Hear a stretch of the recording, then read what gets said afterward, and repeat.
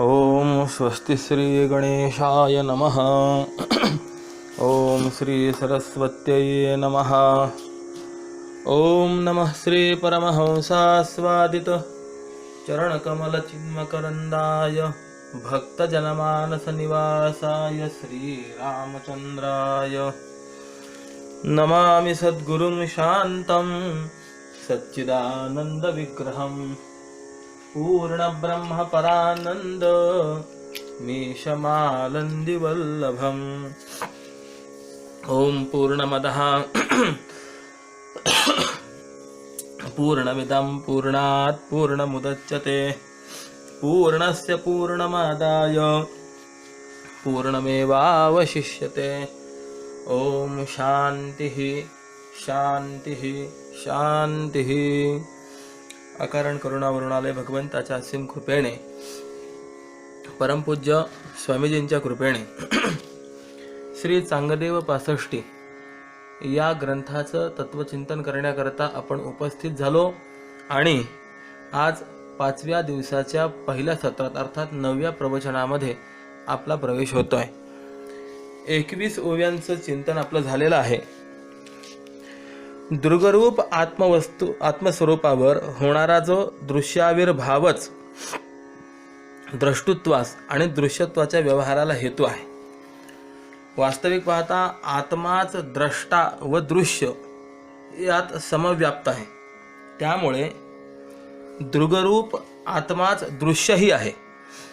त्या विशुद्ध चैतन्याला अंतःकरण उपाधीमुळे किंवा प्रमाणजन्य दृष्टीने द्रष्टेपणा प्राप्त होतो आणि विषयोपाधींमुळे दृश्यपणा प्राप्त होतो। दृष्टी ही द्रष्ट्यालाच दृश्य रूपानेही द्रष्टाच दाखवून ज्ञान करून देते आणि विचारांते या दोन्हीतील भेद सिद्ध होत नाही असा जो विचार आहे, हीच उपपत्ती पुढच्या काही ओव्यांनी सांगतात। दृश्याचा जो उभारा तेची द्रष्टृत्व होय संसारा, या दोही माझिला अंतरा दृष्टी पंगू होय।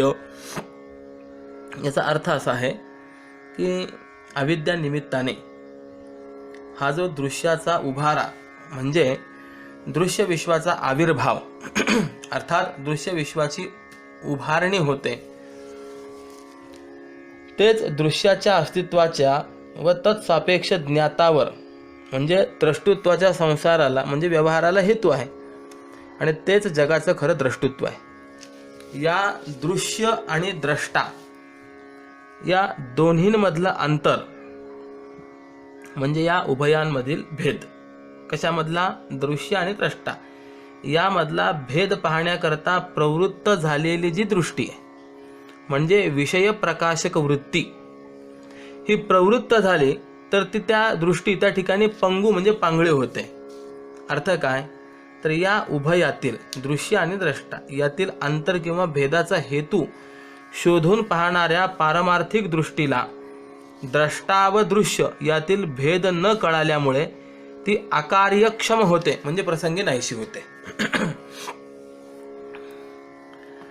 सोपा अर्थ असा की दृश्याची जी उभारणी आहे तेच संवित्तीला द्रष्टृत्वाची संसार प्राप्त होण्याला किंवा तेच संवित्तीला द्रष्टृत्वाचा संसार प्राप्त होण्याला कारण आहे। दृश्याची उभारणी दृश्य आणि द्रष्टा या दोघांमधील दृष्टी म्हणून जी आहे ती सापेक्ष असल्यामुळे ती पांगळी होते। आता याचा थोडासा जर आपण विचार केला तर अविद्येच्या योगाने दृश्याचा उभारा दिसतो आणि ते दृश्य द्रष्टृत्वाच्या व्यवहाराला कारण आहे।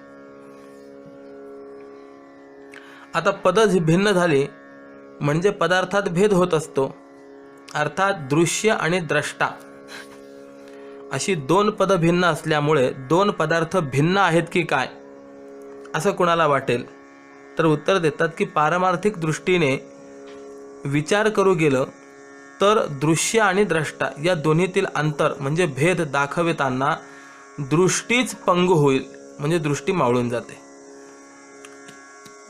अजूनही जर कळालं नसेल तर याचा स्पष्टार्थ असा की दृश्यामुळे द्रष्टा आहे आणि म्हणून वस्तुस्थितीने दोघांमध्ये मुळीच अंतर दिसणार नाही. कारण एकच अविद्येच्या तमोगुणामुळे दृश्य व सत्वगुणामुळे द्रष्टा असे गुणवैचित्र्यामुळे दृश्य व द्रष्टा ही दोन नावं आलेली आहेत. त्यात दृश्य द्रष्ट्याला पाहत नाही, परंतु द्रष्टाच दृष्टीच्या द्वारे दृश्य पाहतो. अर्थात द्रष्टा हाच दृश्याची सिद्धी करतो, परंतु तो द्रष्टा आपलं मूळचं स्थान जे अंतःकरण आहे ते सोडत नाही. आणि अशा रीतीने द्रष्ट्यातून दृष्टी निघून ती दृश्यापर्यंत जाते आणि दृश्य सिद्ध करते. पण ते दृश्य सिद्ध होते त्यावेळीच ते आहे असं म्हणावं, कारण दृश्य पूर्वीचं सिद्ध आहे असं म्हणता येत नाही. याला दृष्टीसृष्टीवाद कळवून घ्यावा लागतो. चांगदेव 65 हा ग्रंथ असा आहे की हा 12-13 प्रवचनात संपणारा ग्रंथ नाही. आणि जसं ज्ञानेश्वरीमध्ये अनेक दृष्टांत आहेत आणि विषय सोपा करून सांगितलेला आहे, तसा चांगदेव 65चा विषय हा सोपा नाही, फार अवघड आहे. बराच कालावधी पाहिजे हा ग्रंथ व्यवस्थित रीतीने सोडवून घेण्याकरता. आणि प्रत्यक्षात समोर असून एखाद्या फलकावर प्रत्येक प्रक्रिया ही प्रत्यक्षात लिहून दाखवावी आणि ती श्रोत्यांनी प्रत्यक्षात पाहून सर्व प्रक्रिया लक्षात घेऊन मग या ग्रंथाचं चिंतन करावं, अशा उच्च कोटीचा हा ग्रंथ आहे. माझं या चांगदेव 65वरचं प्रवचन म्हणजे जणू काही माझ्या दृष्टीने अव्यापारेषु व्यापारच चाललेला आहे. म्हणून मी आरंभालाही बोलून आलो की जशी माझ्या बुद्धीला झेपेल त्या पद्धतीने मी व्यक्त करण्याचा प्रयत्न करतोय. या ओवीचा अर्थ असा की भरीव ज्ञान मात्र आत्म्याचं ज्ञानच द्रष्टा, दृष्टी आणि दृश्य या तिघांमध्ये अधिष्ठान रूपाने समव्याप्त होऊन, म्हणजे या 3 रूपांनी विस्तारित, आविर्भूत आणि विकसित होतं. म्हणून आत्माच हा अनेक दृश्याच्या रूपांनी दृष्टीद्वारा स्वतःलाच स्वतः भेटतो आणि तो दृश्य रूपाने आविर्भावाला प्राप्त झाला की अंतःकरण विशिष्ट आत्माच जीवरूपाने त्या इवल्याशा दृश्यापासून तर सर्व विश्वाला पाहण्याच्या इच्छेने पहिल्यांदा दृष्टीत म्हणजे अंतःकरण वृत्तीत प्रतिबिंबित होऊन येतो. आणि मग ती साभास वृत्ती जी आहे ही दृश्यापर्यंत म्हणजे विषयापर्यंत अर्थात नामरूपात्मक विश्वापर्यंत जाते आणि तो दृश्यच पाहतो. म्हणजे काय झालं की आत्मा त्या दृश्याचा द्रष्टा होतो. आणि अशा वेळेला द्रष्टा, दृष्टी आणि दृश्य यांचं एकदेश स्थितत्व आणि ऐक्य होतं. म्हणजे जणू आत्माच अंतःकरण, वृत्ती आणि दृश्य या त्रिविध उपाधीद्वारा आत्म्याला भेटला असं होतं.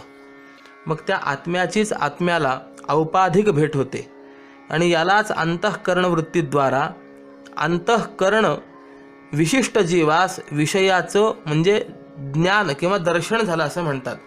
त्यामुळे द्रष्टा, दृश्य आणि दर्शन या रूपाने जी दृश्याची उभारणी होते तेच आत्म्याच्या ठिकाणी द्रष्टुत्व या व्यवहाराला हेतू होते, असा या ओवीतल्या पूर्वार्धाचा भाव आहे. दृश्याचा जो उभारा त्याची द्रष्टुत्व होय संसारा. आणि या द्रष्टुत्वामुळे आत्मा हा स्वतःच आनंदित होतो.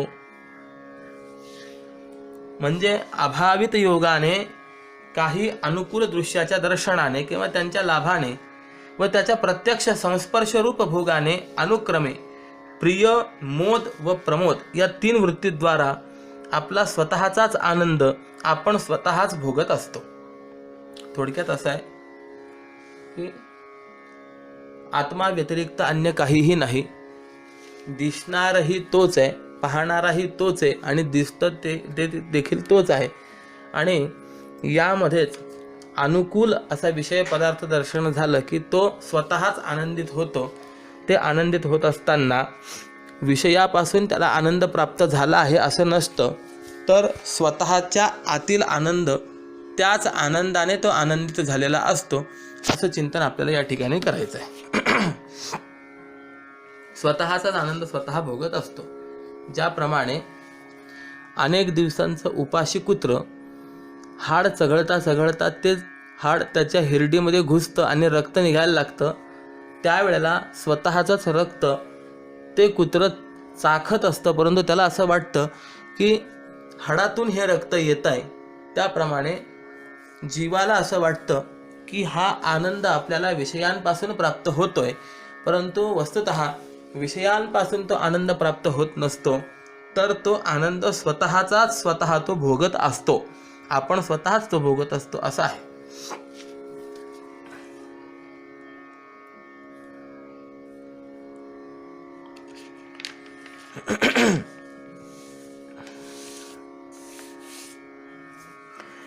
दृश्याची उभारणी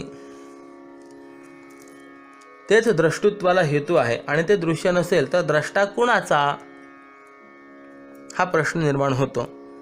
म्हणून या विचाराने द्रष्टा दृश्यदर्शन हे समस्तही त्यात व्याप्त असणाऱ्या आत्मदृष्टीने एकच आहेत असं आपल्याला लक्षात घ्यायचं आहे.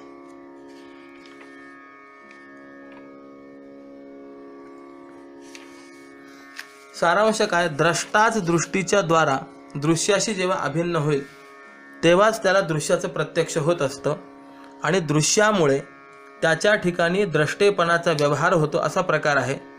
म्हणून दृश्य व द्रष्टा यात जर कोणी भेद आहे असं म्हणेल तर त्याची दृष्टीच पंगू होते.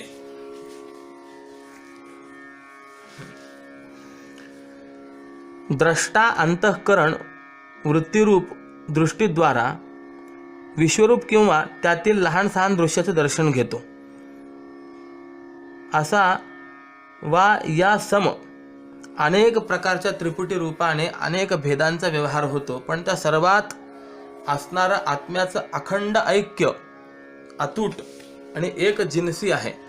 यालाच दृश्य द्रष्टा यांच्यामधील सापेक्षता सांगून पुढच्या ओळीमध्ये खुलासा करतात की दृश्य जेधवा नाही तेधवा दृष्टी घेऊन असे काही, आणि दृश्य विण काही द्रष्टृत्व होणे. प्रश्नार्थक ओवी आहे की दृश्य जेव्हा नसतं त्यावेळेला दृष्टी म्हणून कोणता पदार्थ आहे, आणि दृश्या वाचून द्रष्टृत्व नावाचा कोणता पदार्थ आहे. म्हणजे दृश्यच जर नसेल तर ती दृष्टी कोणाला घेईल, म्हणजे कोणाला विषय करेल. कारण ज्ञान हे नेहमी ज्ञेयावर अवलंबून आहे. म्हणून दृश्य नसेल तर दृष्टी कसली, आणि दृश्य नसेल तर हा द्रष्टा तरी कसला, असं आहे. म्हणून मनुष्याने दृश्य आणि द्रष्ट्याचं चिंतन करावं. चांगदेवांना फक्त हा दृश्य आणि द्रष्ट्याचाच विचार सांगायचा आहे. किंबहुना सांख्यशास्त्रकार योगशास्त्रकार यांना देखील दृश्य द्रष्टा कसे आहेत, केवढे आहेत, कुणाला म्हणावं, द्रष्ट्याहून दृश्य भिन्न आहे का अभिन्न आहे हे माहीत नाही. तर संसारिकांना हे द्रष्टा दृश्य काय कळणार. तर हा सर्व विचार जो आहे फक्त वेदांत शास्त्रातूनच कळतो. म्हणून मनुष्याला जितकं दृश्य माहीत आहे त्यापेक्षा आणखी कितीतरी दृश्य आहे. आपल्याला काही थोड्या दृश्याचं ज्ञान आहे आणि सामान्यतः द्रष्ट्याचा परिचय आहे. आता इथपर्यंत आपण सारखं द्रष्टा दृश्य दर्शन या शब्दांचा प्रयोग सारखा करत आलेलो आहोत. पण एक प्रश्न असा निर्माण होतो की दृश्य म्हणजे काय. तर त्याचं उत्तर आहे यत चिद्भास्यम तद्दृश्यम. जे चिद्भास्य आहे त्याला दृश्य असे म्हणा. आपण फक्त घटाला दृश्य समजण्या इतके शहाणे आहेत, परंतु दृक वस्तू सोडून बाकी सर्व दृश्य आहे, आणि ते सर्व दृश्य साधी शांत आहे. म्हणजे त्या सर्व दृश्याला आरंभही आहे आणि समाप्तीही आहे, अंतही आहे. त्या दृश्याला पाहण्याकरता दृष्टीची अपेक्षा आहे. किंबहुना दृष्टीने दृश्याला पाहिले की दृश्य सापेक्ष दृक वस्तूलाच द्रष्टा असं नाव प्राप्त होत असतं. म्हणजे दृश्य जर नसेल तर दृष्टीही नाही आणि द्रष्टाही नाही, म्हणजे त्याला द्रष्टा म्हणणेपणा नाही. आणि काय झालं की इथेच नेमके शून्यवादी घसरले. दृश्य नाही तर द्रष्टाही नाही, मग काय आहे तर शून्यच आहे असं ते म्हणतात. परंतु सिद्धांतामध्ये दृश्य जर नसेल तर त्याला द्रष्टा होणेपणा नाही, परंतु दृक वस्तू ही अव्यवहार्य स्थितीमध्ये आपल्या महिमेत आहेच. म्हणून असं आपल्याला सांगता येईल की उदास अवस्थेत द्रष्टा आहे आणि द्रष्टेपणाची वाच्यताही आहे. सुषुप्ती अवस्थेत द्रष्टा आहे पण द्रष्टृत्वाची वाच्यता नाही. आणि जागृत स्वप्न अवस्थेत दृश्य द्रष्टा दर्शन ही त्रिपुटी आहे. तेव्हा द्रष्टा म्हणणेपणाचा व्यवहार हा दृश्यावर अवलंबून आहे आणि ते दृश्यच जर नसेल तर त्याला द्रष्टा असं म्हणता सुद्धा येणार नाही. म्हणजे द्रष्टा हा म्हणणेपणाही त्याच्या ठिकाणी राहणार नाही.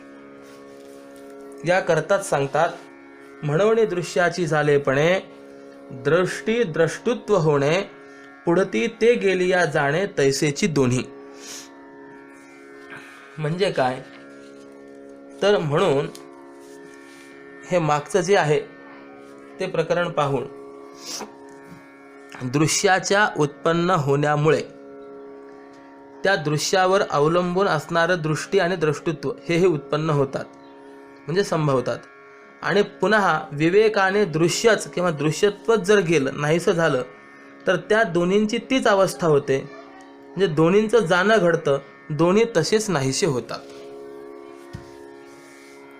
म्हणजेच दृश्य झाल्यामुळे संवित्तीला दृष्टित्व आणि द्रष्टुत्व प्राप्त होतं, परंतु दृश्य गेल्यानंतर दृष्टी आणि द्रष्टा हे दोन्हीही त्याच्याबरोबरच जातात. चांगदेवा असं जाणा. या ओळीचा थोडासा विस्तार करतो की दृश्य सिद्ध झालं तर मूळच्या संवित्तीला द्रष्टेपणा आणि दर्शनपणा येत असतो. आपल्याला घट अगोदर आहे असं वाटतं, पण घट अगोदर नाही, तर घटाच्या अगोदर चित आहे व दृश्य दर्शन हे बरोबर आहेत. आपल्याला सृष्टी अगोदर व ज्ञान नंतर वाटतं, पण हा एक अपराध आहे. व सृष्टी सत्य वाटते हा दुसरा अपराध आहे. त्या सृष्टीशी तादात्म्य ठेवलं तर दुःख आहे. अर्थात असं आहे, स्वस्वरूपाच्या अनोळखीत जग दिसतं, स्वस्वरूपाच्या अनोळखीमुळे जग दिसतं हे न कळल्यामुळे जग सत्य वाटतं, आणि जग सत्य वाटल्यामुळेच सुखदुःख होतात. मग सुखदुःख धर्माधर्म हा कार्याध्यास आहे, आणि याचं कारण आत्मस्वरूपाचं अज्ञान आहे, हाच कारणाध्यास आहे. आता कार्याध्यास म्हणजे काय, कारणाध्यास म्हणजे काय, अध्यास म्हणजे काय, हे सगळं आपल्याला कळणं फार गरजेचं आहे. पण आता तेवढा विस्तार करण्याकरता वेळ नाही. किंबहुना अध्यास शब्द हा देखील पारिभाषिक शब्द आहे. एक असं सांगतात की एक मोठे प्रोफेसर होते आणि त्यांच्याकडे एक पुस्तकाचं तपासण्याचं काम दिलं. त्यावेळेला आता वेदांताचा ग्रंथ होता, त्यामध्ये अनेक वेळेला अध्यास असा शब्द आला. हे प्रोफेसर होते, परंतु वेदांत शास्त्राचा संपर्क यांच्या जीवनामध्ये नसल्यामुळे यांना असं वाटलं की लिहिण्यामध्ये चूक झालेली आहे. जिथे जिथे अध्यास शब्द आहे तिथे तिथे त्यांनी धनुष्याचं ध कोडून भटजीचं भ लावलं, अभ्यास शब्द केला, सगळा अर्थाचा अनर्थ करून ठेवला.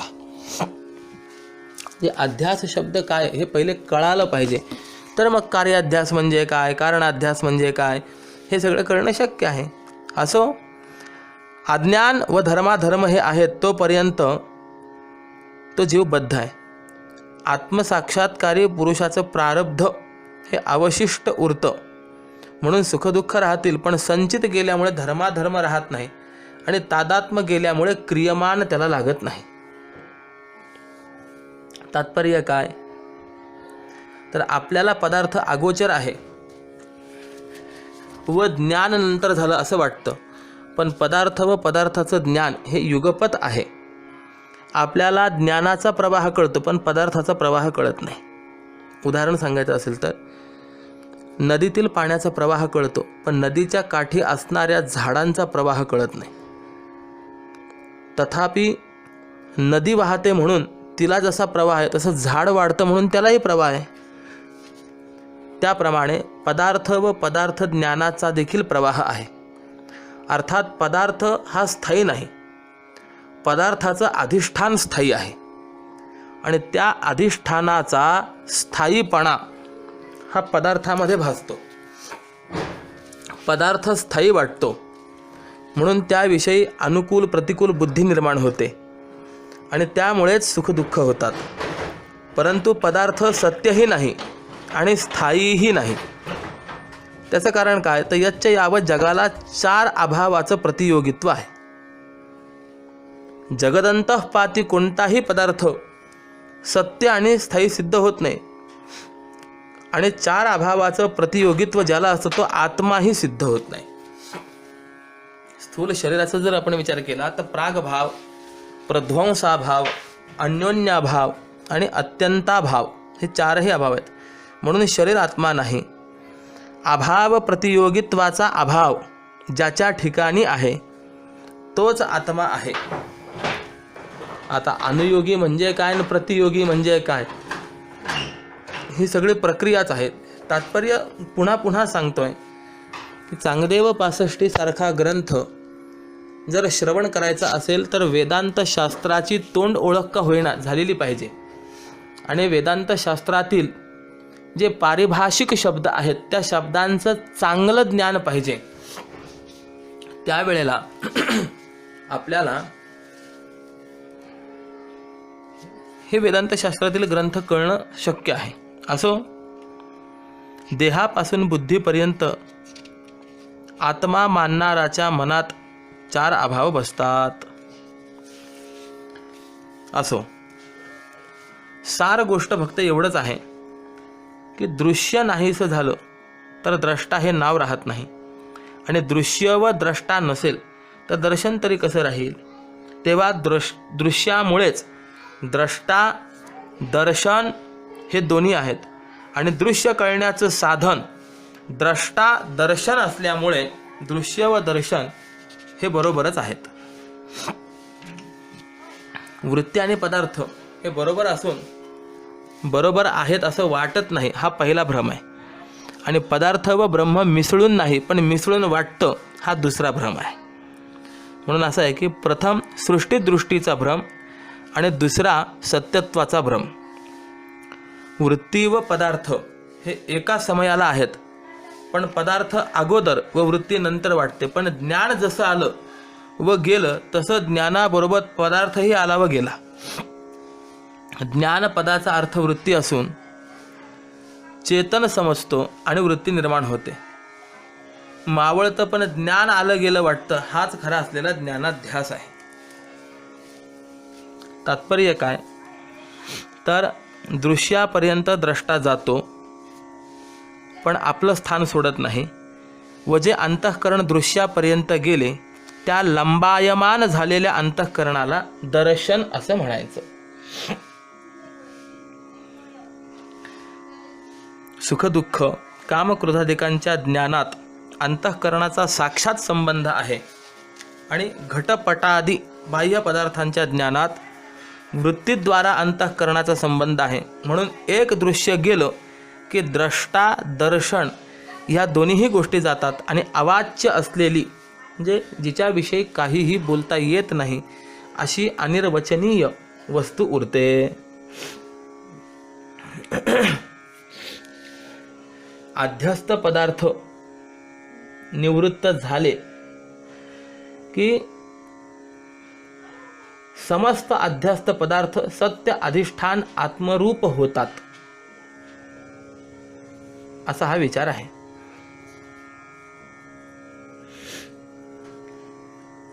पुढे असं सांगतात की अधिष्ठान ब्रह्मरूप आत्म्याची पारमार्थिक सत्ता आहे.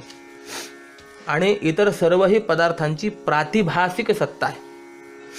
अविद्येच्या निमित्ताने भासणाऱ्या द्रष्टा दृश्य दर्शन या त्रिपुटीची एक भावोपपत्ती म्हणजे एका दृश्याच्या भावात अस्तित्वातच द्रष्टा दृष्टी दर्शन यांचा अंतर्भाव होतो आणि अभावोपपत्ती म्हणजे यात एक दृश्य नसेल तर द्रष्टा व दृष्टी या उभयांचा अभाव होतो.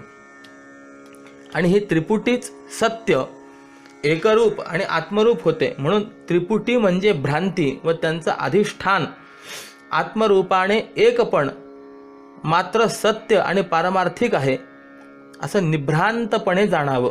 याकरता पुढे सांगतात, एवं एकची झाली ती होती तिन्ही गेली या एकची व्यक्ती तरी तिन्ही भ्रांती एकपण साच. याचा अर्थ असा की एवं म्हणजे याप्रमाणे एकच संवित्ती तो परमात्मा तीन प्रकारची झाली होती.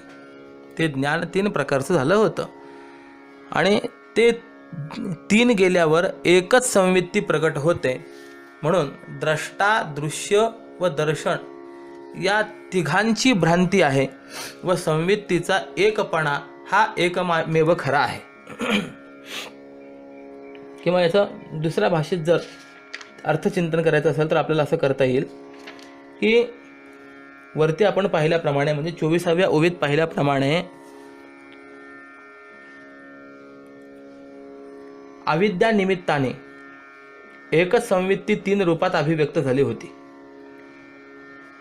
द्रष्टा दृश्य दर्शन या आणि हे तिन्ही रूप ब्रह्मात्मैक्य ज्ञानाचा उदय होताच नाहीशी होतात. म्हणजे त्यांचा अत्यंताभावच होतो. आणि मग एकच एक संवित्ती म्हणजे परमात्म व्यक्तीच तेवढी अवशिष्ट राहते, शिल्लक राहते. मग त्यामुळे ब्रह्मज्ञानाने ज्यांचा बाध किंवा निराश होतो किंवा स्वभावतः परतः नाश होतो असे ते पदार्थ मिथ्या म्हणजे अध्यस्त असतात. आणि या नियमानुसार ज्या अर्थी दृश्य द्रष्टा दर्शन ही त्रिपुटी ब्रह्मज्ञानाने बाधित होते त्या अर्थी ही त्रिपुटी म्हणजे भ्रांती आहे, मिथ्या आहे.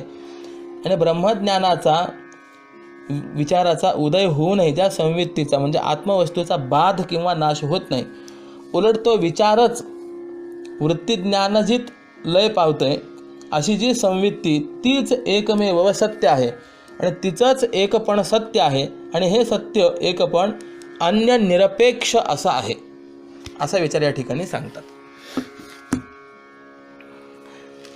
काय आहे?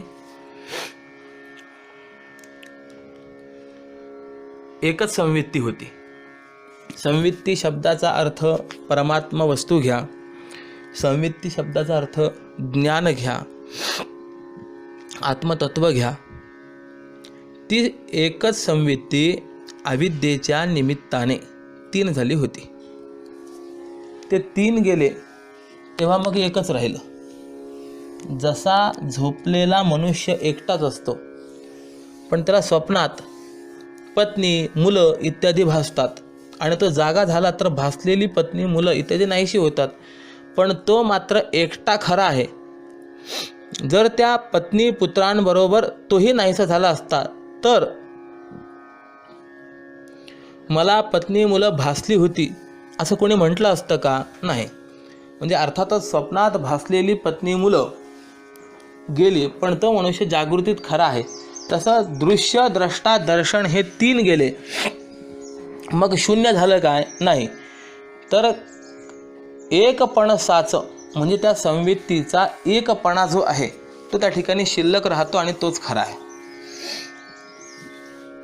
दृश्य द्रष्टा आणि दर्शन हे तीन दिसले ना आपल्याला. तीन का दिसले तर उत्तर आहे भ्रांतीमुळे. भ्रांती हा शब्द वेदांत शास्त्राविना अन्य शास्त्रामध्ये नाही महाराज. तेव्हा तीन दिसतात ही भ्रांती आहे. आणि एक मात्र साच आहे. एक साच आहे असं म्हणण्यामध्ये शून्यवादही बाजूला होतो आणि तिन्ही भ्रांती आहेत असं म्हणण्यामध्ये भेदवादही परिसमाप्त होतं.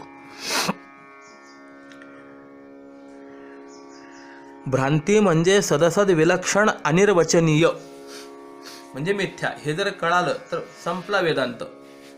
वेदांत सांगणाराचा किंवा ऐकणाराचा नाही, तो अनादिकाळचा निरूढ आहे. तर श्रवण हे जेवणासारखं नाही.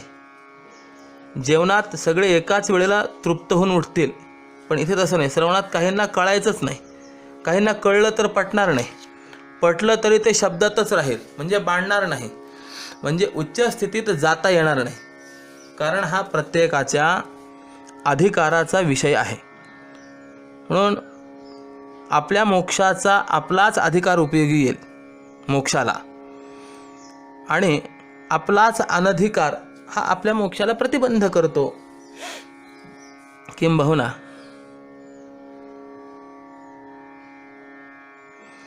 अत्ताराची बाई स्वतःच्या कपाळाला कुंकू लावत नाही, पण तिच्यापासून घेतलेलं कुंकू जर नवऱ्याच्या पत्नीने लावलं तर ती लावणारी सुवासीन असते. म्हणून आपलं कुंकू आपण लावून घ्यावं, तसं आपण आपलं मुक्त व्हावं. मग सांगणारा कसाही असो, आपला अधिकार असावा तर तोच मुक्त आहे. संवित्ती ही एकच आहे. ती 3 रूपाने दिसणं जाईल, म्हणजे एक लय तरी होईल, बाधित तरी होईल किंवा अत्यंत भाव तरी होईल. आणि ज्या वेळेला असा हा लय होईल त्यावेळेला केवळ एक परमात्मा, एक संवित्तीच आहे, त्रिपुटी भ्रम आहे हे आपल्याला लक्षात येईल. अविद्या निमित्ताने द्रष्टा दृश्य दर्शन ही त्रिपुटी भ्रांती असून ती अध्यस्त आहे, आणि अधिष्ठान आत्मरूप संवित्ती ही मात्र निर्विशेष म्हणजे सत्सामान्य असून विमल सत्य आहे. या विना गतीच नाही, किंबहुना आगतिकतेने का होईना, पण हा सिद्धांत नीट समजून घेणं गरजेचं आहे आणि तसा निश्चय करणं आवश्यक आहे. म्हणून त्याचा खुलासा या ओवीमध्ये केलेला आहे. आत्मरूप संवित्ती ही विश्वा एवढं आगळपगळ असं दृश्य वाढ विस्ताराला पावलं तर तत्सापेक्ष द्रष्टेपणाला प्राप्त होते. आणि ब्रह्मज्ञानानंतर दृश्य विश्व व तत्सापेक्ष आलेला द्रष्टेपणा बाधित झाला तरीही त्याचं दृश्य निरपेक्ष अंगभूत स्वयंभू द्रष्टेपण हे सदाच अबाधित असतं.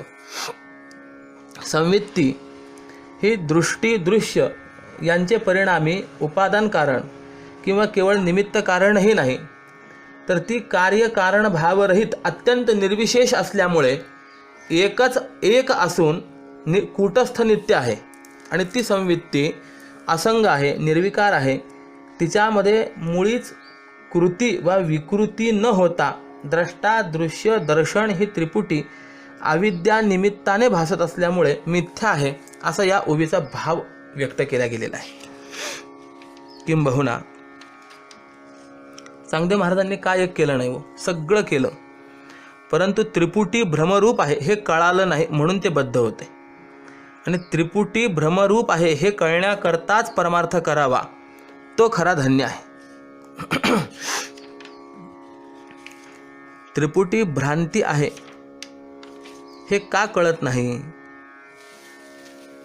तर उत्तर देता येईल त्रिपुटीचे अधिष्ठान कळत नाही म्हणून. चांगदेव 65 ऐका म्हणजे त्रिपुटी भ्रम आहे की नाही हे कळेल. त्रिपुटी जर वास्तव असती तर सुषुप्तीत समाधीत ती राहायला पाहिजे होती, पण सुषुप्तीचा आत्मा जागृतीत आहे, पण जागृतीची त्रिपुटी ही सुषुप्तीत नाही ना. यालाच शास्त्रामध्ये अन्वय व्यतिरेक म्हणतात. म्हणून त्रिपुटी ही भ्रांती आहे. त्रिपुटी ही प्रमा आहे का? नाही. तर प्रमा वस्तूच जगामध्ये नाही काय? तर तुम्ही ज्याच्यामध्ये वावरता ती प्रमा आहे का? अनेक प्रश्न आहेत. किंवा प्रमेत तुम्ही वावरता काय? तर तुम्ही सत्वगुणात असाल पण आम्ही ज्या त्रिपुटीत वावरतो ती प्रमाण आहे, ती भ्रांती आहे असं ज्याला सांगता येईल तो खरा शहाणा आहे. किंबहुना एक शंका अशी आहे की त्रिपुटी प्रमा जर नसेल तर शून्यवाद येईल. ते सांगतात नाही, प्रमा आहे, पण तुम्ही ज्या त्रिपुटीत वावरता ती त्रिपुटी प्रमाण आहे, ती त्रिपुटी आहे व भ्रांती आहे. आणि हे चांगदेवांना 1400 वर्ष राहून कळालं नाही तर आपल्याला काय कळण्याची शक्यता आहे? वो त्रिपुटीतून पार पडण्याकरता चांगदेव महाराज ज्ञानोबारायांकडे आले व त्यांनीही तेच सांगितलं आहे की तरी तिन्ही भ्रांती एकपण साच. या तिन्ही देखील भ्रांती आहेत. द्रष्टा दृश्य दर्शन ही भ्रांती आहे आणि एकपण असलेलं जे आहे तेच खरं आहे. आता यातही कसं आहे, ही जी असलेली केवलता एकता जी आहे ही सापेक्ष एकता नाही,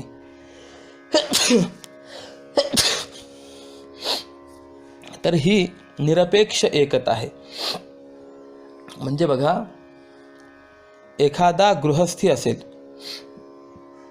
तर तो एकटा राहत असेल, परंतु त्याची असलेली जी काही ती एकता आहे, एकटेपण आहे, हे निरपेक्ष आहे का सापेक्ष आहे? तर सापेक्ष आहे. परंतु ब्रह्मचारी जर असेल तर त्या ब्रह्मचार्याचं असलेलं एकटेपण हे मात्र निरपेक्ष एकटेपण आहे. एक महात्मा त्यांच्या अध्ययन कालामध्ये आपल्या गुरुकुलामध्ये राहत असत. विवाह वगैरे झालेला नव्हता. दिवसभर चिंतन करायचे आणि दुपारी भिक्षा वगैरे मागायचे. कदाचित कधी मठातनं आश्रमातनं सायंकाळच्या वेळेला बाहेर वगैरे पडले किंवा सकाळी बाहेर पडले आणि काही माणसं जर त्यांना भाजी वगैरे घेऊन जाताना दिसले तर ते गमतीने म्हणायचे, चला ही यांची नाही ते ही आपली तयारी करून ठेवतायत. हे असलेलं एकटेपण कसं आहे तर निरपेक्ष आहे ना. असं निरपेक्ष एकता ही कळणं गरजेचं आहे. आणि हीच गोष्ट पुढे दृष्टांतपूर्वक सांगतात. किंबहुना थोडंसं अन्य शब्दांनी असाही विचार करता येईल आपल्याला की दृश्यादी त्रिपुटी आणि तत्सापेक्ष द्रष्टुत्व किंवा दृष्टी यांची प्रतीती होते त्यावेळी देखील आत्मरूप संवित्ती ही स्वरूपाने सदाच जशीच्या तशीच निर्विकार आहे आणि त्यामुळे ते स्वरूपाने सदाच स्वगतादी भेदरहित म्हणजे स्वयंप्रकाश आहे. आणि म्हणून तो आत्मा कोणत्याही प्रमाणजन्य ज्ञानाचा विषय होत नाही आणि स्वतःच्या ज्ञानाचाही विषय होत नाही. कारण स्वतःच्या ज्ञानाचा कर्म व कर्ता होत नाही. सर्व प्रमाण अविषय आणि स्वतःचाही अविषय होऊन असून तो स्वयंप्रकाश परमात्मा प्रमाण प्रमेय भावरहित निर्विकार कसा आहे हे पुढच्या ओवीने सांगतात. दर्पणाच्या आधी शेखी मुख असतची असे मुखी माझी दर्पण अवलोकी आन काही होये. याचा सरळ अर्थ असा आहे की आरसा आणण्यापूर्वी किंवा आरशात पाहण्याच्या अगोदर आणि शेवटी आरसा बाजूला केल्यानंतरही आपलं मुख आपल्या ठाई मुखपणाने सदाचच असतं. हे जसं निरपवाद आहे. पण मध्यंतरी ज्यावेळेला आपण आरशात पाहतो त्यावेळी देखील आरशाच्या पाहण्यातही काही निराळं मुख होतं का? नाही. किंवा त्या मुखाच्या ठिकाणी काही वेगळं होतं का? तर नाही. जे आहे तेच आहे. किंवा आरशाच्या पूर्वी आणि नंतर मुख जसं आपल्या मुखाच्या ठिकाणी आहेच, मग आरसा पाहिल्यानंतर त्यात काही वेगळं मुख निर्माण होणार आहे काय? तर होत नाही. म्हणजे दृष्टांताने जे सांगितलेलं आहे तर त्याचा विस्तार सांगतो. आपण जर त्रिपुटीने व्यवहार करतो, द्रष्टा दृश्य दर्शन या त्रिपुटीने जर व्यवहार करतो तर स्वप्नाप्रमाणे भ्रम आहे. कारण सृष्टीची त्रिपुटी कायम नाही आणि सृष्टीचं अधिष्ठान मात्र कायम आहे. आणि असं असल्यामुळेच माऊलींनी या ठिकाणी दर्पणमुखाचा दृष्टांत घेतला आहे.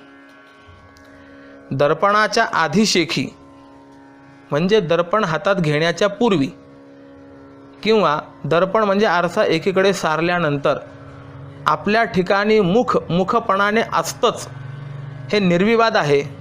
परंतु ज्यावेळी आरशामध्ये मुख दिसतं त्यावेळी आरशामुळे प्रतिबिंबत्व आणि बिंबत्व असे दोन अनिर्वचनीय धर्म निर्माण झाले तरी काही वेगळं मुख निर्माण होत असतं का? नाही. कारण बिंबत्व आणि प्रतिबिंबत्व हे दोन्ही धर्म कसे आहेत तर हे अध्यस्थ आहेत. म्हणून अधिष्ठान मुख त्यामुळे विकारी होत नाही. ह्या ओव्या कळण्याकरता थोड्याशा कठीणच आहेत.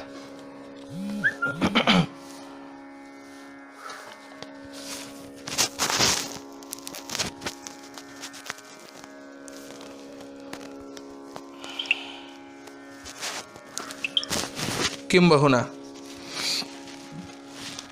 मुख हे दर्पणात प्रतिबिंब रूपाने पाहण्यापूर्वी आणि आरसा बाजूला केल्यानंतरही आपल्या ठाई मुखपणाने जसेच्या तसंच आहे किंवा असतंच, पण मध्यंतरी मुख मात्र हे प्रतिबिंब रूपाने दिसतं.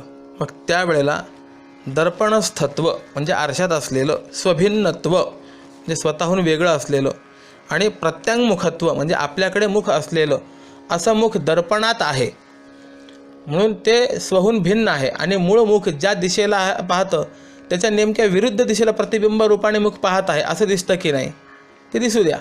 पण वास्तविक मुख जे आहे ते आपल्या ग्रीवेवर म्हणजे मानेवरती बिंब प्रतिबिंब भावा वाचून मुखपणाने जसेच्या तसं असतं की नाही? असतंच. मग आरसा या निमित्ताने दर्पणस्थत्वादिकांची आणि प्रतिबिंबाची आरशात मिथ्या प्रतीती येते. हे जसं आहे त्याप्रमाणे अविद्या निमित्ताने निर्विकार आत्मरूप संवित्तीच्या ठिकाणी मिथ्या द्रष्टा दृष्टी आणि दृश्य भावाची प्रतीती येत असते. किंवा आरसा या निमित्ताने म्हणजे उपाधीने, आरसा ही उपाधी, या उपाधीने मुखच प्रतिबिंब रूपाने म्हणजे दृश्य रूपाने दृश्यासारखं दिसतं. मग त्या प्रतिबिंबाच्या दिसण्यापूर्वी आणि आरसा ही उपाधी दूर केल्यानंतर मुख हे आपल्या ठिकाणी मुखपणाने सतत असतंच. मध्यंतरी त्या आरशाच्या उपाधीने प्रतिबिंब आपण ज्यावेळेला पाहतो त्यावेळेला देखील मुखावेगळी अशी स्वतंत्र वस्तू त्या ठिकाणी निर्माण होते का? होत नाही. मग त्याप्रमाणेच अविद्या उपाधीमुळे ही एक संवित्तीच दृश्य रूपाने आणि तत्सापेक्ष द्रष्टा व दृष्टी या रूपाने दिसते. पण त्याही वेळी ती संवित्ती अंगाने म्हणजे स्वरूपतः स्वयंप्रकाश रूपच असते. आणि द्रष्टा दृष्टी आणि दृश्य यांची प्रतीती त्यांचा वाढविस्तार असतो तेव्हाही आत्मरूप संवित्तीचं अद्वितीयत्व, नित्यत्व आणि निर्विकारित्व हे कदाही बिघडत नाही. ब्रह्मात्मैक्य ज्ञानानंतर दृश्यादी त्रिपुटीचा अत्यंताभावच होतो आणि अधिष्ठानरूप संवित्तीच आपल्या सत्तेने व आपल्या स्वरूप महिमेत जशीच्या तशी एक निर्विकार असते असा भाव आहे. अगदी सोप्या भाषेत सांगायचं असेल तर आरशात पाहण्यापूर्वी किंवा आरशात पाहिल्यानंतर मुख जसल्या तसंच आहे. आरशात प्रतिबिंब रूपाने दिसलं, आरशातला आहे, आपल्याकडेच पाहणार आहे असे जे भाव त्याच्या ठिकाणी निर्माण होतात त्याच्या अगोदर ते मुख आपल्या जवळच आहे, आपल्या बाजूनेच आहे आणि म्हणजे स्वरूपातः ते आहेच. आणि ज्या वेळेला आरशामध्ये त्या मुखाचं प्रतिबिंब दिसतं त्यावेळेला सुद्धा वेगळं काही झालेलं नसतं, तर ते मुख रूपाने तसंच असतं. हे जसं आहे त्याप्रमाणे ज्या वेळेला दृश्य दर्शन होतं त्याच्या अगोदर किंवा दृश्य दर्शन होत असतानाही परमात्मा ती संवित्ती रूपानेच एकपणाने स्वरूपतः आहेच आणि दृश्य रूपाने ती संवित्ती दिसत असताना किंवा द्रष्टा दृष्टी दर्शन या त्रिपुटीच्या योगाने तिचं भान होत असतानाही त्या संवित्तीमध्ये काहीही बदल होत नाही, परिणाम होत नाही. ती संवित्ती रूपाने मूलतः स्वरूपता जशी आहे तशीच राहते, हा विचार या ओवीमध्ये सांगितलेला आहे. पुढे असं म्हणतात की या त्रिपुटीचं मिथ्यात्व आत्तापर्यंत सांगितलं ना, मग त्यामध्ये ती एक संवित्तीच अनुवृत्त असते. याचा खुलासा करण्याकरता हा बिंब प्रतिबिंबाच्या दृष्टांताचा विचार केला. मग त्याचाच काही थोडाफार विचार, काही खुलासा हा पुढच्या ओळीमध्ये करतात. पुढे देखिजे तेणे भगे, देखते ऐसे गमो लागे, परी दृष्टी ते वाऊगे, झकवित असे. याचा अर्थ असा आहे की फक्त आपलं मुख समोर आरशामध्ये प्रतिबिंब रूपाने पाहतो, याच दृष्टीने म्हणजे त्यामुळेच त्या मुखाला प्रतिबिंबास पाहणारा द्रष्टेपणा आला असं वाटतं. पण हे वाटणं म्हणजे दृष्टीला व्यर्थच फसवणं आहे, आपल्या दृष्टीला आकारण फसवणं आहे, असा त्याचा विचार आहे.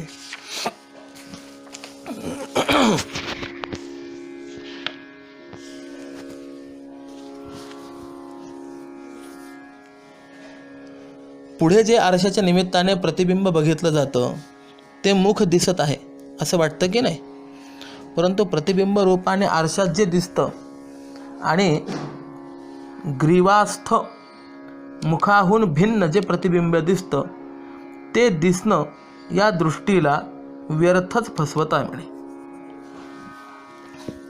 या ओवीचा विचार असा करता येईल आपल्याला की आरशामुळे आपलं मुख आपल्याला प्रतिबिंब रूपाने पुढे दिसतं,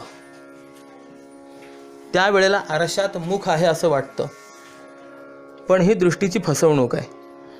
कारण आरशात मुख नाही, तर आरशात आरशाचे परमाणू असतात आणि ते मृत्तिकेच्या सत्वांशाचे असतात, म्हणून त्यात प्रतिबिंब ग्रहण करण्याचं सामर्थ्य आहे. परंतु ते प्रतिबिंब आरशाचं नाही, आरशात नाही, तर आरशामुळे प्रतिबिंब दिसत असतं. ते आरशात दिसणारं प्रतिबिंब चिमणीला सत्य आहे असं वाटत असतं, त्याप्रमाणे किंवा स्थूल दृष्टीच्या माणसांना सत्य आहे असं वाटत नाही, पण आरशात आहे असं वाटत असतं. म्हणजे सूक्ष्मदृष्टीने जर विचार केला तर आरशात दिसणारं प्रतिबिंब सत्य तर नाहीच नाही, पण आरशातही नाही. तर अंतःकरण वृत्ती ही चक्षुरिंद्रियाद्वारा आरशापर्यंत जाते आणि तिथून ती परावृत्त होऊन ग्रीवास्थ मुखालाच ग्रहण करते. त्यावेळेला एकाच मुखावर बिंबत्व आणि प्रतिबिंबत्व असे दोन भाव निर्माण होतात. आरसा हा केवळ निमित्त आहे, म्हणून प्रतिबिंब रूपाने आरशात जे मुखाचं दिसणं आहे ते दिसणं निष्कारण दृष्टीला फसवत असतं. ज्यावेळेला आपली दृष्टी आरशातील त्या मुखाच्या प्रतिबिंबाकडे जाते त्यावेळेला तिथपर्यंत पोहोचते आणि तिथे काही न मिळाल्यामुळे ती पुन्हा परत फिरते आणि आपल्या मुखावरच येऊन स्थिर होते. आणि मग त्या ठिकाणी हे बिंब ते प्रतिबिंब असा भाव निर्माण होतो. म्हणजेच प्रतिबिंबाचं दर्शन हे दृष्टीला विनाकारण फसवणंच आहे.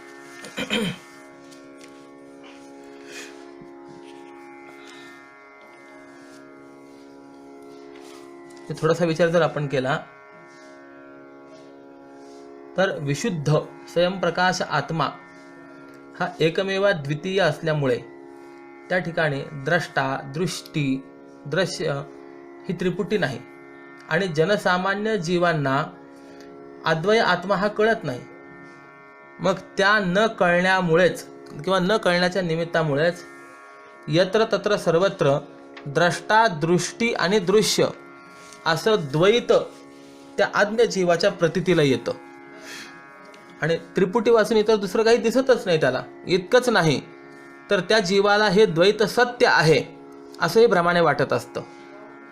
पण ज्या ब्रह्मात्मैक्य ज्ञानाला आत्म्याच्या निर्विशेष व अद्वितीय स्वरूपाचं अचूक ज्ञान होतं, तेव्हा अद्वितीय आत्मस्वरूपाच्या ठिकाणी द्रष्टा, दृष्टी आणि दृश्यात्मक द्वैतरूप जगाचा त्रैकालिक अत्यंत भाव आहे असा निश्चय होतो.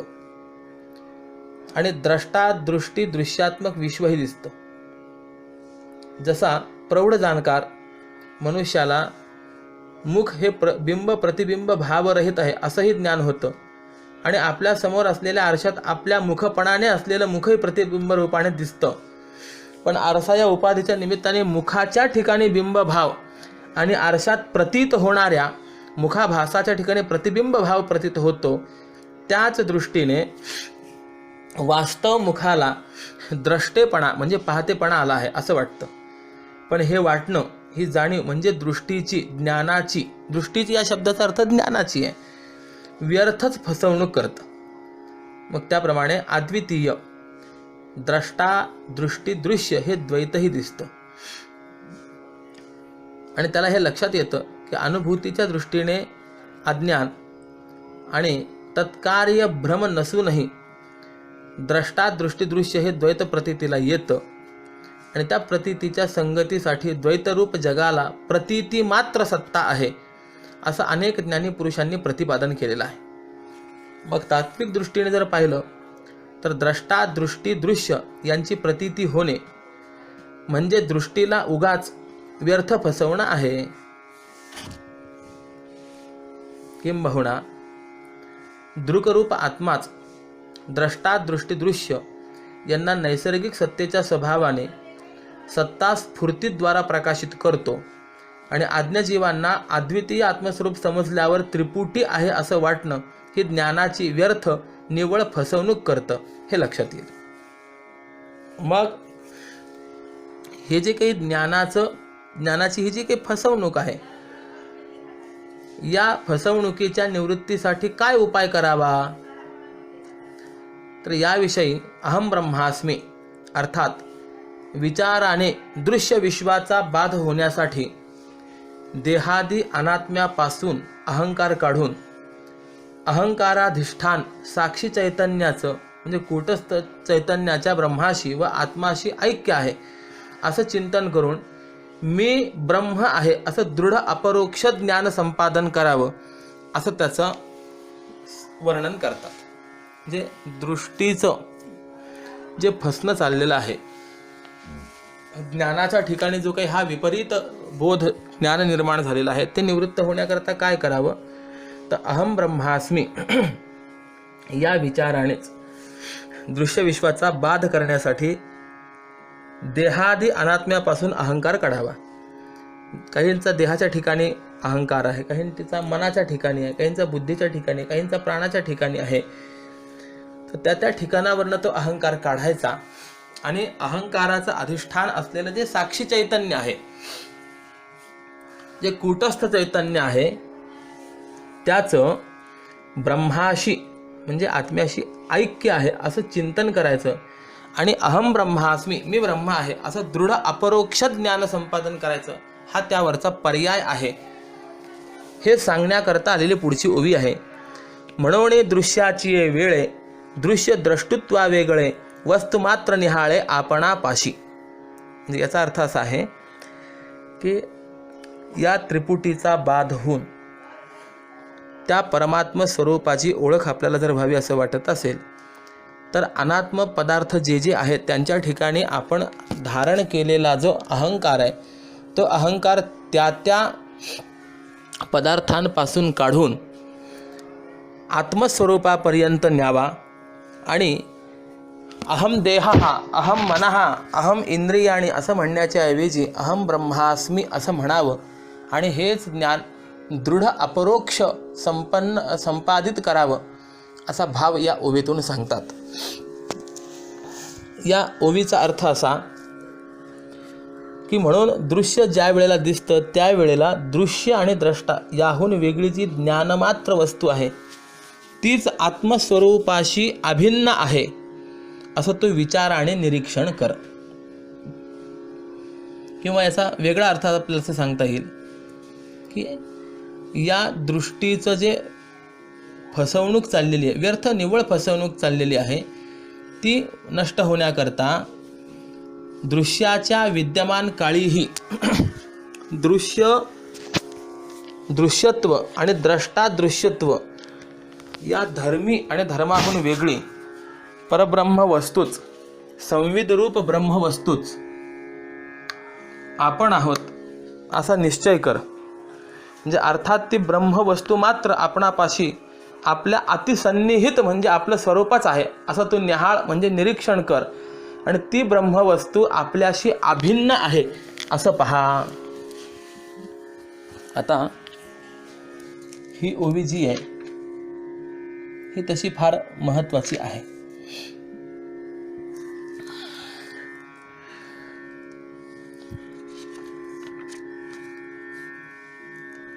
अहम अहम असा शब्द कुठे येतो याचा विचार करत असताना आपल्याला असं सांगता येईल की जिथे जिथे आत्म्याचं तादात्म्य असतं त्या त्या ठिकाणी अहम शब्दाची प्रवृत्ती होत असते. ज्याला ज्याला आपण आत्मा समजतो त्या त्या ठिकाणी अहम शब्द हा प्रवृत्त होतो. मी हा शब्द म्हणजेच आत्म्याचं असलेलं स्वरूप आहे, प्रतीक आहे. एरवी सर्वांच्या हृदयदेशी मी अमुका आहे ऐसी, जे बुद्धिस्फुरे अहर्निशी ते वस्तुगामी, परमात्मा स्वतः देखील बोलतात. मग जिथे जिथे आत्म्याचं तादात्म्य आहे तिथे तिथे अहम शब्दाची प्रवृत्ती आहे. मग ते तादात्म्य कल्पित असो किंवा वास्तव असो, देहाधिक व अंतःकरणाधिक म्हणजे देहेंद्रियांच्या ठिकाणी आत्म्याचं जे तादात्म्य आहे ते कल्पित आहे. म्हणूनच कल्पित देहाधिक व अंतःकरणाधिक आणि अंतःकरण वृत्तीपैकी विशेष करून एक गर्वात्मक वृत्तीरूप अहंकार जे आहे ते अहम या ज्ञानाचे विषय होतात. ज्या ज्या ठिकाणी अहम प्रत्ययाचा विचार आहे त्या त्या ठिकाणी आत्मस्वरूपाचा विचार केला जातो. अहम म्हणजे मी. मग अहम म्हणजे मी या शब्दाची वाच्यता कुठे आहे आणि लक्ष्यता कुठे आहे याचा पहिले विचार करणं गरजेचं आहे. म्हणजे अहम शब्दाचा वाच्यार्थ काय आणि अहम शब्दाचा लक्ष्यार्थ काय हे आपण लक्षात घ्यायचं आहे. आत्म्याचं अहंकारादिकांशी आणि देहादिकांशी असणारं कल्पित तादात्म्य हेच अहम शब्दाचं प्रवृत्ती निमित्त आहे. आणि म्हणूनच देहादिक आणि अहंकारादिक अहम म्हणजे मी शब्दाला वाच्य होतात. किंबहुना अहंकारादिक आणि देहादिक हे चिदभास्य म्हणजे साक्षी चैतन्याकडून प्रकाशित होत असल्यामुळे अहंकारादिक देहादिक हे दृश्य आहेत, साक्षी भास्य आहेत. आणि त्यात अहंकार हा स्वरूपतः अनात्मा आहे, जड आहे आणि अंतःकरण वृत्तीरूप आहे. पण आत्मा मात्र संवित्ती स्वयंप्रकाश आहे. म्हणून आत्मा किंवा संवित्ती अहम या ज्ञानाला विषय होत नाही. आणि त्याचप्रमाणे आत्मरूप संवित्तीच्या ठिकाणी कोणताही वाच्यतावच्छेदक धर्म नसल्यामुळे ती संवित्ती अहम शब्दाला वाच्यही होत नाही. म्हणून अहंकार किंवा अहंकार विशिष्ट द्रष्टा हा आत्म्याशी एकरूप होत नाही. आत्मवस्तू ही दृश्यत्व, द्रष्टुत्व, ज्ञातृत्व, ज्ञेयत्व इत्यादी जे धर्म आहेत त्या सर्व धर्माहून वेगळी आहे. ती आत्मवस्तू असंग आहे, स्वयंप्रकाश असल्यामुळे तिच्या ठिकाणी ज्ञेय रूपाने निर्देश होण्याकरता कारण असणारा अहंता धर्म नसल्यामुळे ती संवित्ती अहम म्हणजे मी या ज्ञानाला विषय होत नाही. म्हणजे तात्पर्य काय तर याच्यावरून एवढंच आपल्याला लक्षात घेता येईल की अहंकाराचं स्वरूपतः आत्म्याशी ऐक्य संभवत नाही. आणि शिवाय अहम ब्रह्मास्मी म्हणजे मी ब्रह्म आहे या श्रुतिवचनात अहंकाराचं आत्म्याशी ब्रह्माशी ऐक्य प्रतिपादिलं आहे.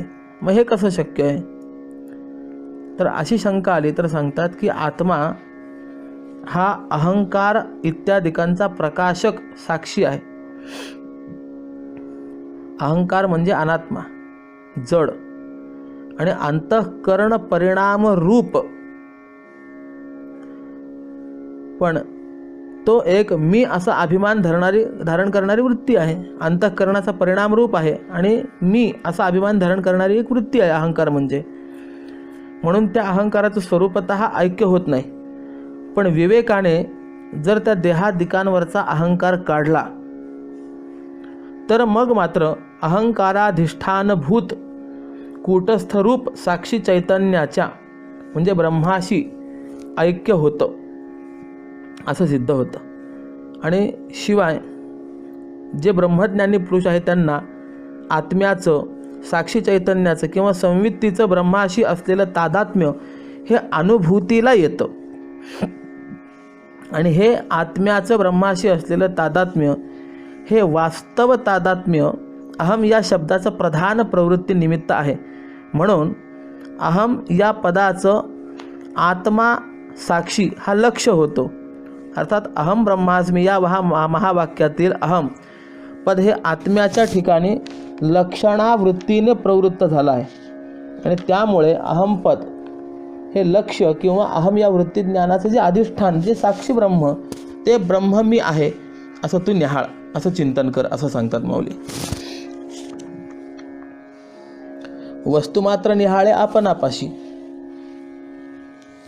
ते शरणागतीचं चिंतन करत असताना माऊलींनी असं सांगितलंय, तया अहम वाचा चित्त अंग देवोन या शरण रिघ महोदधिका गांग रिघाले जैसे. त्या परमात्म्याला अहंकार, वाणी, चित्त आणि शरीर या 4 गोष्टी समर्पण करून शरण जा. तर पहिला प्रश्न असं सांगितलं, म्हणजे 4 गोष्टी समर्पण करायला सांगितलं, त्यामध्ये अहंकार समर्पण आहे. तर अहंकार समर्पण करता येतो का हा प्रश्न आहे. तर त्याचं उत्तर आपल्याला असं देता येईल की अनात्म पदार्थांच्या ठिकाणी असलेला जो अहंकार आहे, मीपणा आहे, तो त्या अनात्म पदार्थांपासून काढून आत्मपदापर्यंत नेला आणि त्याचं अभेदाने चिंतन केलं तर तो अहंकार समर्पण करणं हे देखील शक्य आहे. कारण की अहम या पदाचा लक्ष्यार्थ ब्रह्म असाच आहे. अहम म्हणजे मी या पदाच्या वाच्यार्थाचा आणि लक्ष्यार्थाचा विचार करून द्रष्टा, दृष्टी, दृश्य यांच्या प्रतीती काळातही द्रष्टा, दृष्टी आणि दृश्य यांच्यामध्ये समव्याप्त असून त्याहून वेगळं अहमपद लक्ष्य असं जे आत्मतत्व म्हणजे साक्षी चैतन्य तेच आपण असून ते साक्षी चैतन्य जे आहे ते अहंकाराधिष्ठान आहे. ते साक्षी चैतन्य व ईश्वराधिष्ठान जगधिष्ठान ब्रह्मचैतन्य हे दोन्ही चैतन्य एकरूपच आहेत असं त्यांचं अनादि असलेलं ऐक्य जे आहे या बोधाने अभिव्यक्त होईल. आणि त्यानंतर मात्र अहम ब्रह्मास्मी या ज्ञानाची अंततः म्हणजे हे समस्त हे ब्रह्मरूप आहे अशा अपार बोधसागरात परिणती होते. म्हणून हे चांग देवा, मी या पदाचं वाच्य न करता त्याचं लक्ष्य रूपाने आपले आपण आपणाशी न्याहाळ. अहम या रूपाने ज्ञान विषय न करता सर्वांना अविषय पण तरीही स्वयंप्रकाश या रूपाने आपलं आपण निहाळावं म्हणजे जाणावं. अर्थात वृत्तीज्ञानाचा विषय न करता अहम पदवाच्य न करता परोक्षत्वाने व भिन्नत्वाने न जाणता अविषयत्वाने, अवाच्यत्वाने, अपरोक्षत्वाने आणि अभिन्नत्वाने न्याहाळ असा भाव या ठिकाणी सांगितलेला आहे.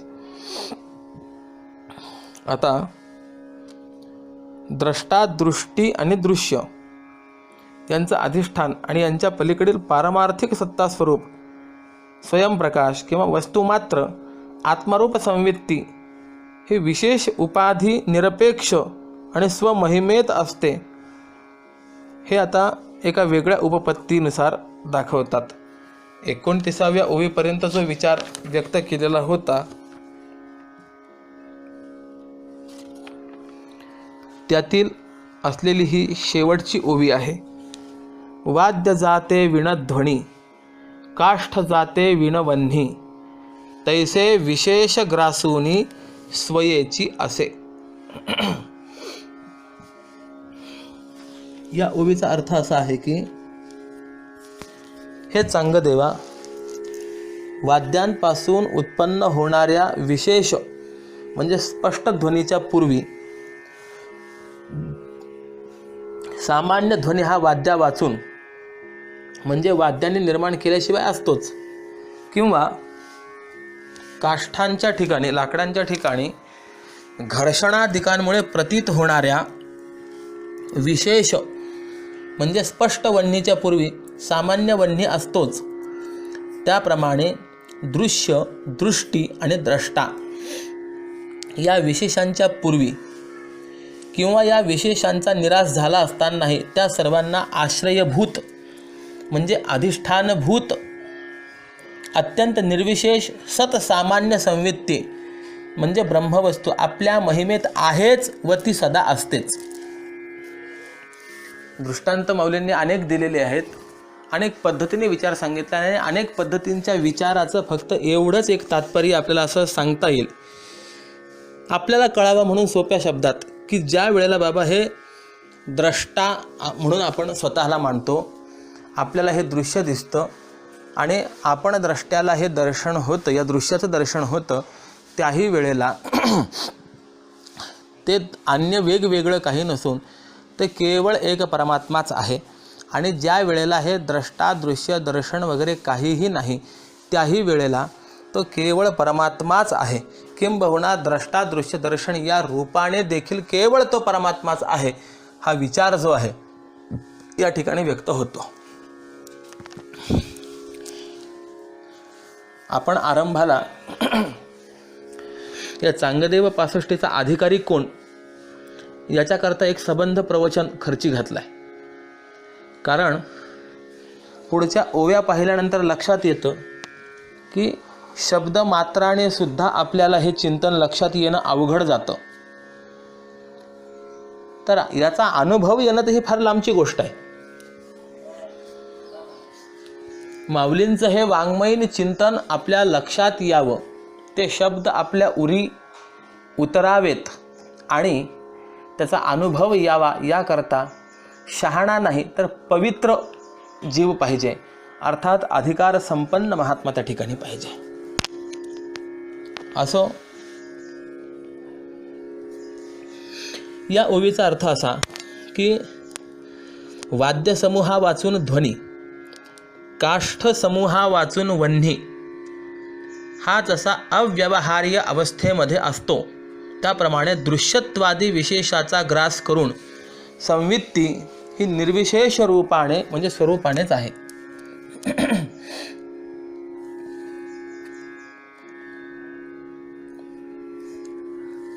हा चांगदेव 65 ग्रंथ यामध्ये तत्वमस्यादी महावाक्याचाच विचार आहे आणि त्यात या ठिकाणी ज्ञानोबरायाने तत्पदाचा लक्षार्थ जो आहे तो सांगितलेला आहे. तत्पदाचं लक्ष शून्यही नाही आणि विशेषही नाही, तर सामान्य दृक वस्तू आहे हे कळण्याकरता हा दृष्टांत माऊलींनी दिलेला आहे. भ्रांती काळी ज्याची प्रतीती येते आणि भ्रांती गेल्यानंतरही ज्याची प्रतीती येत असते त्याला सामान्य असं म्हटलं जातं. किंबहुना भ्रांतिकाळी ज्याची प्रतीती येत नाही पण उलट ज्याची प्रतीती आली असता भ्रांतीच राहत नाही त्याला विशेष असं म्हणतात.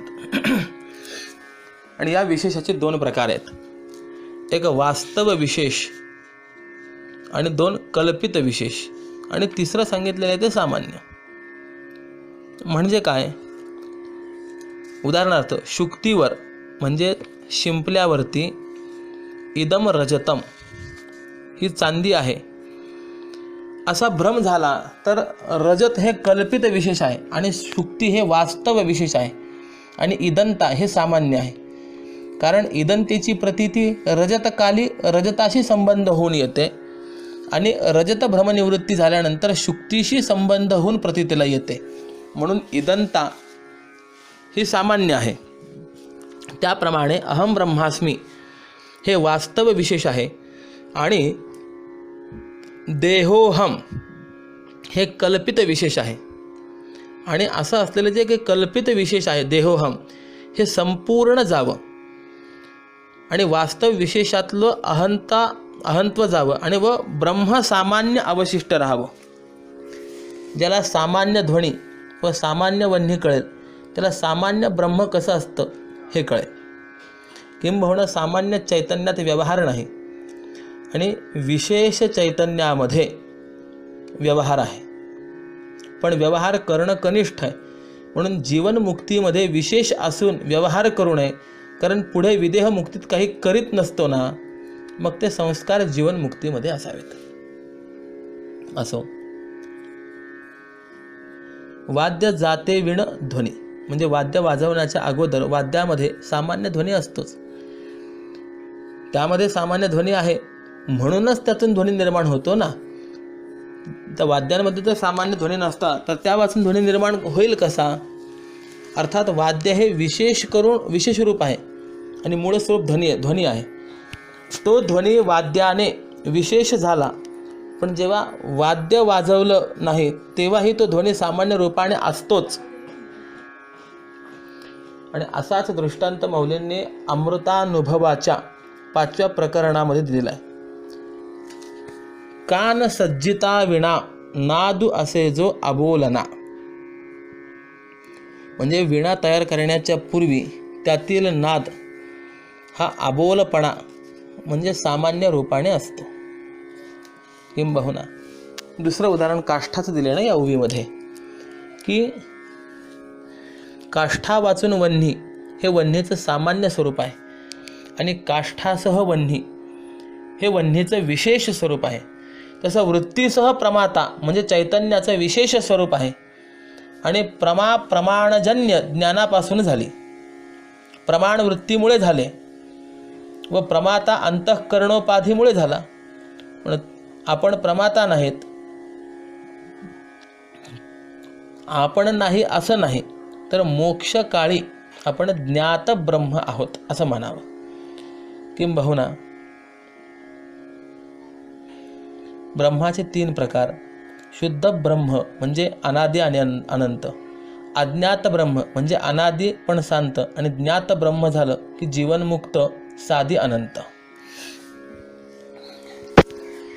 हे ब्रह्माचे 3 प्रकार करण्याचं कारण की वेदांत शास्त्रामध्ये अविद्या निवृत्ती म्हणजे मोक्ष असं मानलं आहे. आता मोक्ष म्हणजे काय, तर या संबंधामध्ये अनेकांचे अनेक मत आहे. एक मोक्षाची व्याख्या अशी केलेली आहे: अविद्या निवृत्त्या स्वस्वरूपाविर्भावो मोक्षः. अविद्या निवृत्तीसह स्वस्वरूपाची प्राप्ती, स्वस्वरूपाचा अनुभव म्हणजेच असलेला मोक्ष आहे.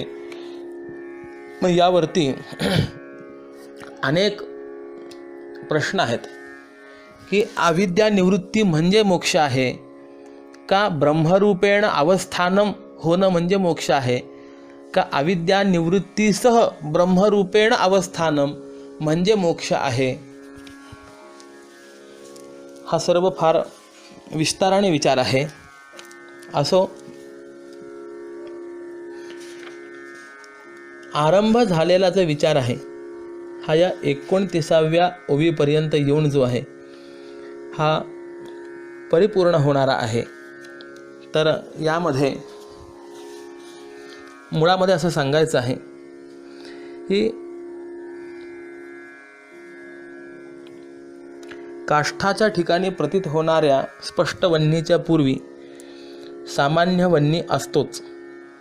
कारण जर सामान्य ध्वनी किंवा सामान्य वन्ही यांचा अत्यंत अभाव असता तर तो वाद्यामध्ये किंवा काष्ठामध्ये स्पष्ट प्रतीत झालाच नसता.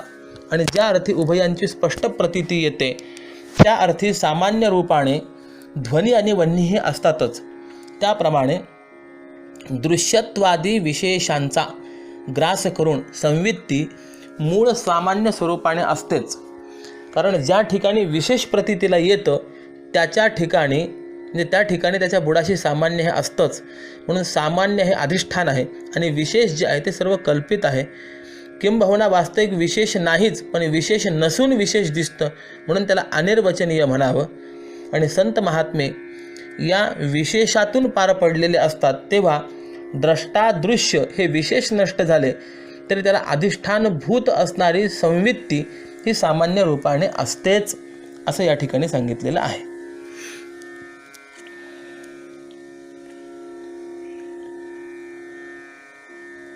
या ओवीमध्ये लौकिक द्रष्टा, दृष्टी आणि दृश्य हे विशेष आहेत. त्यामुळे त्यांच्या तळाशी सत सामान्य भाव हा असलाच पाहिजे. आणि तो सामान्य भाव म्हणजे स्वयंभू, अन्य निरपेक्ष, स्वयंप्रकाश महिमेत राहणारी सत्सामान्य संवित्ती आहे. कारण विशेष तेवढा सामान्य प्राकृतिक असतो असा नियम आहे. तसाच सामान्याची व्याप्ती विशेषात असते असाही नियम आहे. त्यामुळे द्रष्टा, दृश्यदर्शन या समस्त त्रिपुटी विशेष आहेत आणि आत्मवस्तू किंवा संवित्ती ही सत्सामान्य आहे. त्या दृष्टीने द्रष्टा, दृश्यदर्शनात्मक सर्वही विशेषात सत्सामान्य संवित्तीची व्याप्ती आहे असं सिद्ध होतं. तात्पर्य, जग आहे, जगत रूपाने ज्या वेळेला या विशेषाचं दर्शन आहे त्याही वेळेला तो परमात्माच आहे. किंबहुना या विशेषाच्या मुळाशी बुडाशी असलेलं ते आत्मचैतन्यच आहे. आणि ज्या वेळेला हे द्रष्टा, दृश्य दर्शन नाही त्याही वेळेला हा परमात्माच आहे असा विचार अनेक दृष्टांत उपपत्तींनी माऊलींनी चांगदेवांना समजावून सांगितला. ज्यांची अंतःकरणाची पाटी चांगदेवासारखी कोरी आहे त्यांना श्रवण करताच याचा बोध होणं शक्य आहे. आपल्यासारख्या जीवांना अजून अनेक जन्म घेऊन साधना करण्याची आवश्यकता आहे. असो, या ओवीपर्यंत येऊन एक प्रकरण जे आहे त्या प्रकरणातील विचार परिपूर्णतेकडे जातो. आता ती संवित्ती कशी आहे याचा विचार पुढील 30व्या ओवीपासून केलेला आहे. तो विचार आपण आज दुसऱ्या सत्रापासून करणार आहोत. आत्ताचं हे वाङ्मयीन पुष्प परमपूज्य स्वामीजींच्या चरणारविंदी समर्पित करून माझ्या वाक्प्रपंचाला या ठिकाणी मी विराम देतो. ओम पूर्णमदः पूर्णमिदं पूर्णात् पूर्णमुदच्यते पूर्णस्य पूर्णमादाय पूर्णमेवावशिष्यते. ओम शांतिः शांतिः शांतिः. पुंडलीक वरदा हरि विठ्ठल श्री ज्ञानदेव तुकाराम पंढरीनाथ भगवान की जय. माऊली ज्ञानेश्वर महाराज की जय. जगद्गुरु श्री तुकाराम महाराज की जय.